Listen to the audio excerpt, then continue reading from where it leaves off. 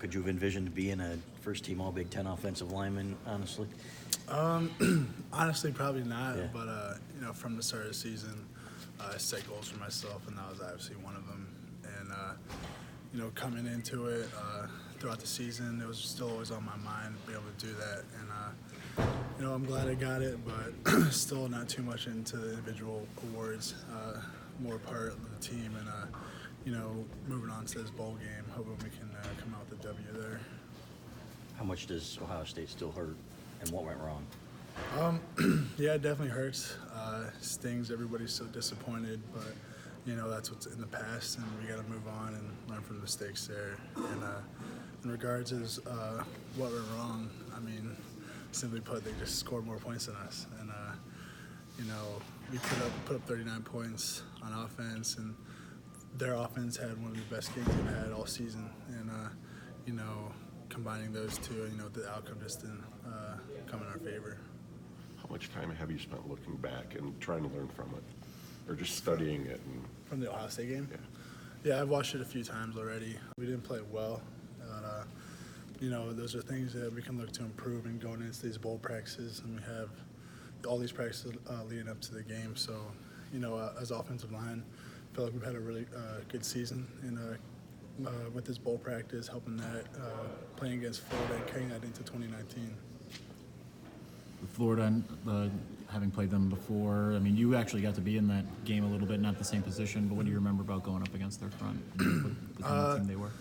I remember, I think they got a new defensive coordinator this year, so kind of a different scheme this year, but I know they got some really big, quick, twitchy guys on the defensive line, and I'm excited going in there. It's my third time playing Florida, but the second time actually on the field against them. But just really looking forward to playing them, getting the 11th win. I think your dad said your arms are longer than his. Is that true? And how much does that help you as a tackle, not being the prototypical height? I don't think my arms are longer than his. I think I just have a broader wingspan than him because my shoulders are broader than his and stuff like that. But playing tackle. Yes. Yeah.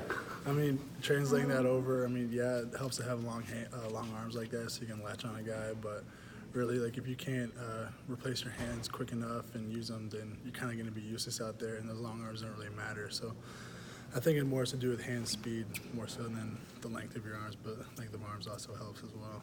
John, are the older guys on guard against maybe some of the younger guys floating a little bit after you didn't get what you wanted, but you still got something to do here? Are you guys trying to protect that and make sure the mood is what it needs to be? Yeah, and I think the older guys do a good job setting the tone. Coming in here, workouts that we had last week, nobody came in here with this gloomy, frown face. Everybody has helped pick each other up, and we know what happened. We got to move forward from that and pick each other up and go forward and get this win that everybody wants. And that's the cure for it, getting another win. But you made it sound a little easier than it probably was, though, right? Yeah. After the game, we dwelled on it for a little bit, but it definitely hurt, and I know it hurt a lot of the fans, and wish we could take it back, but it's in the past. We can't do anything about it. I sat on it for a little bit. It was kind of hard watching the Big Ten championship game this weekend, knowing that we had a shot to be in it and play it, but what happened. How do you respond to those, and there are a lot that say this program will never beat Ohio State on a regular basis again or compete with them?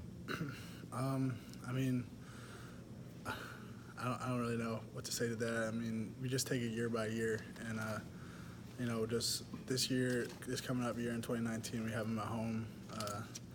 We got Michigan State at home, so I'm liking our chances next year.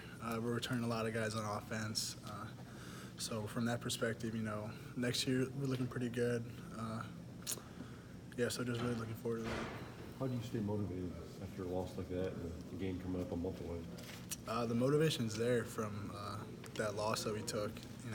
You'd never want to go into next season with a sour taste in your mouth. I remember my first start last year was in the bowl game against South Carolina, and playing against them, going in 28, playing them, and then taking that loss and going into 2018 season, that really hurt. But I got good game experience there, and it was nice having that under my belt and taking that motivation, what it takes to play into this season that just happened. So hopefully come out with a W. So we're feeling good about ourselves heading into 2019 in the spring ball. Even though it's been the same SEC team kind of over and over again, what does it mean to be able to go against an SEC team? It's great. They're regarded as SEC is regarded as one of the top conferences in the country. Same with the Big Ten. So every time you get a chance to play SEC school, regardless who it is, it's awesome. They got kind of different style. Like they're a lot more faster. They're big and fast too. So just playing against Florida, awesome opportunity. Looking forward to it. Everybody's getting ready. We got a nice workout. Everybody's pumped up. We all texted the O-line group yesterday when we got the notification that we were going to Florida. Everybody's excited to get after it. And safety Josh McCown's also available over here. How valuable are these bowl practices for